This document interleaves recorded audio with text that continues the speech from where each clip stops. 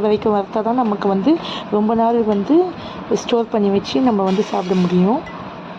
அது வறுத்ததுக்கப்புறம் அதுக்கப்புறம் நெக்ஸ்ட்டு வந்து கருப்பு கவுனி அரிசி வந்து ஒரு 150 கிராம் எடுத்துக்கோங்க.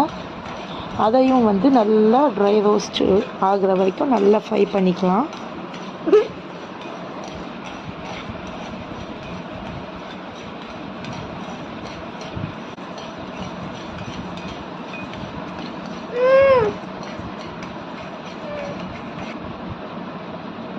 இதையும் நல்லா ட்ரை ரோஸ்ட் பண்ணிவிட்டு அதுக்கப்புறம் வந்து பாசிப்பருப்பு எடுத்துக்கலாம் 150 கிராமு.